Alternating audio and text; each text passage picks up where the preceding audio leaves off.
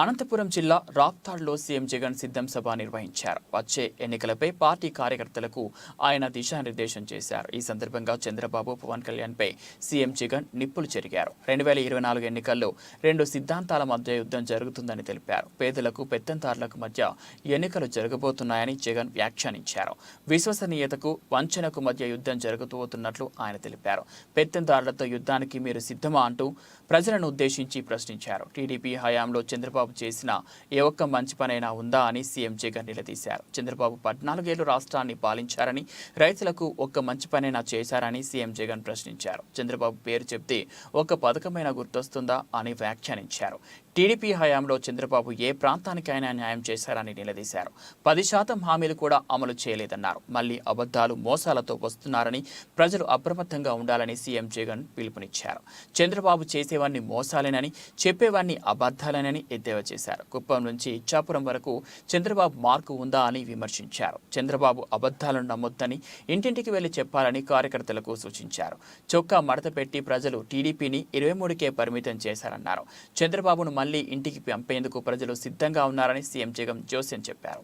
57 నెలల పాలనలో అన్ని మంచి పనులు చేశామని చెప్పారు. ప్రతి అవ్వాతాత ముఖంలో చిరునవ్వులు చూస్తున్నామని చెప్పారు. అక్కా చెల్లెమ్మలందరికీ చాలా మేలు చేశామని సీఎం జగన్ పేర్కొన్నారు.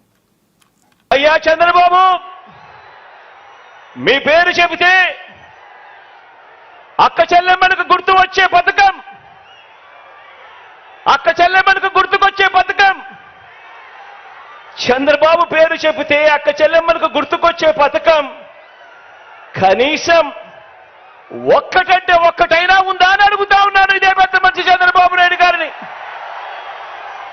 ఇలా ఇలా 2 చేతులు పైకెత్తి ఇలా ఇలా ఇలా ఇలా ఇలా ఇలా ఇలా ఇలా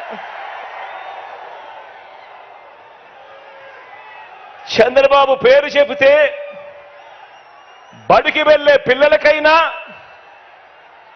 కాలేజీకి వెళ్ళే పిల్లలకైనా, కనీసం వారికైనా గుర్తుకొచ్చే పథకం కనీసం ఒక్కటంటే ఒక్కటైనా ఉందా అని అడుగుతా ఉన్నాను.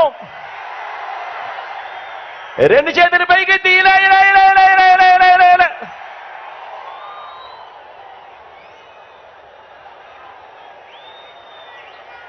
పోరే.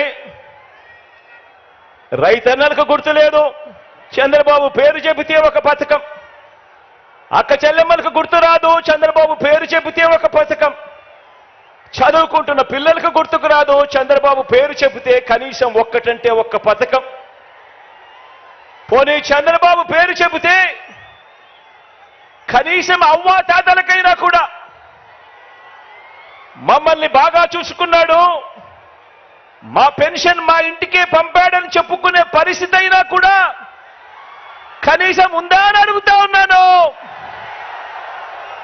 ఇలా 2 చేతుల పైకి ఇలా ఇలా ఇలా ఇలా ఇలా ఇలా ఇలా ఇలా ఇలా ఇలా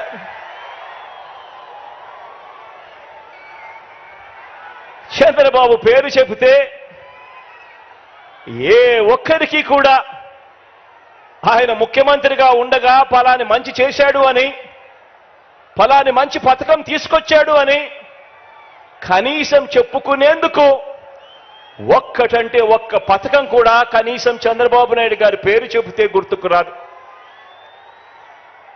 చంద్రబాబు పేరు చెబితే కనీసం ప్రజల ఆరోగ్యం కోసం మీరు చేసిన ఒక్క మంచి పనైనా ఉందా? ప్రజల ఆరోగ్యం కోసం కనీసం మీరు చేసిన ఒక్క మంచి పనైనా ఉందా? ప్రజల ఆరోగ్యం కోసం కనీసం తెచ్చిన ఒక్క స్కీమ్ అయినా ఉందా అని అడుగుతా ఉన్నాను. బాబు పేరు చెబితే రాష్ట్రంలో ఏ ఒక్క గ్రామంలో అయినా ఆ గ్రామం మధ్య నిలబడి, ఆ గ్రామానికి వెళ్ళి ఆ గ్రామం మధ్యలో నిలబడి మీరు ఏర్పాటు చేసిన పరిపాలనా వ్యవస్థ, చంద్రబాబు గారు ఏర్పాటు చేసిన పరిపాలనా వ్యవస్థ కనీసం ఒక్కటంటే ఒక్కటైనా కనిపిస్తుందా అని అడుగుతా ఉన్నా. ఆ గ్రామంలో కనీసం బాగుపడిన స్కూళ్ళైనా ఉన్నాయా అని అడుగుతా ఉన్నాను. ఆ గ్రామంలో కనీసం బాగుపడిన హాస్పిటల్ అయినా ఉన్నాయా అని అడుగుతా ఉన్నాను. 14 సంవత్సరాలు ముఖ్యమంత్రిగా పరిపాలన చేశాడు. 3 సార్లు ముఖ్యమంత్రి అయ్యాడు. అయినా కూడా కుప్పం నుంచి ఇచ్చాపురం వరకు ఏ గ్రామంలో అయినా సరే ఎవరైనా కూడా ఆ గ్రామంలో ఆగినా ఆ గ్రామంలో అయ్యా చంద్రబాబు మీ మార్క్ ఎక్కడైనా ఉందా అని అడుగుతా ఉన్నాను. ఇదే పెద్ద మనిషిని చంద్రబాబు నాయుడు గారిని ఈ వేదికపై నుంచి బాబు పేరు చెబితే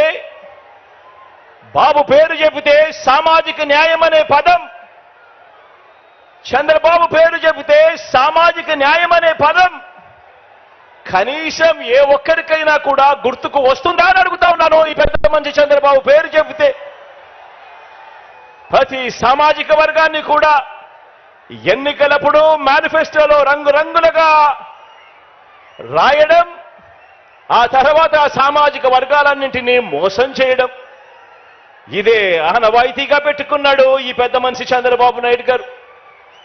1995 అప్పుడు చూసినా, 1999 పోనీ అప్పుడు చూసినా, లేక 2014 పోనీ అప్పుడు చూసినా కూడా సీఎం అయిన ఇదే పెద్ద మనిషి చంద్రబాబు గారు ఈ 3 సందర్భాలలో కూడా తెలుగుదేశం పార్టీ తరఫున తెలుగుదేశం మేనిఫెస్టో అంటూ ఇచ్చి, మీరిచ్చిన మేనిఫెస్టోలో ఏనాడైనా కూడా కనీసం 10% అమలు చేశారా అని అడుగుతా ఉన్నాను ఇదే వేదికపై నుంచి ఇదే పెద్ద మనిషి చంద్రబాబు నాయుడు గారిని. రాష్ట్రంలోని అన్ని ప్రాంతాల వారు మొత్తం ప్రజలందరూ కూడా చొక్కా మడతేసి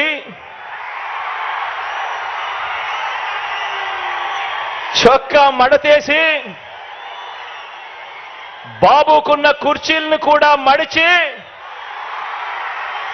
చీపుళ్లతో ఊడ్చి